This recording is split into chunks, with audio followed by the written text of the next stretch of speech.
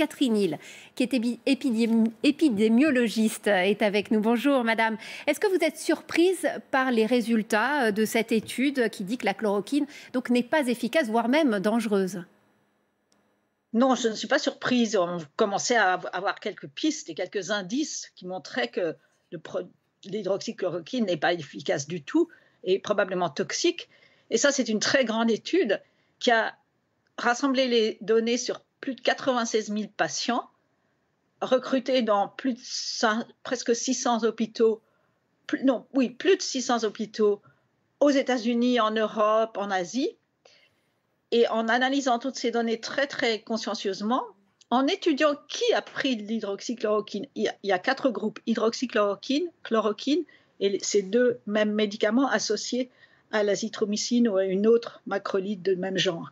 Donc il y a 4 groupes de traitement comparés à des témoins qui sont pris dans la population des 96 000, moins les quelques mille qui ont pris tous ces médicaments. Et donc on peut faire une analyse assez fine. Et on voit bien, et les résultats sont très très cohérents, on trouve la même chose en Europe, aux États-Unis, en Asie. Chaque fois, les gens qui ont pris de l'hydroxychloroquine ou de la chloroquine ont un risque augmenté de mourir.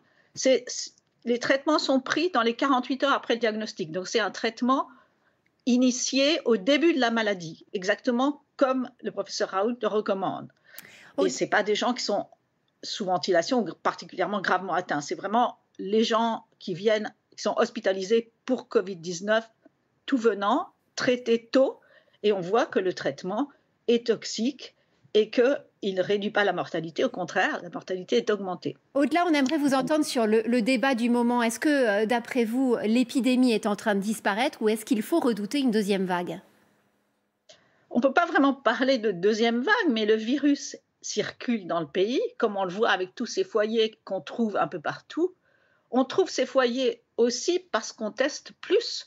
Quand on trouve un cas symptomatique, on teste les contacts. Et évidemment, autour d'un cas symptomatique, il y a des cas positifs parce que c'est une maladie infectieuse. Donc, autour d'un cas, il y a d'autres cas. C'est garanti.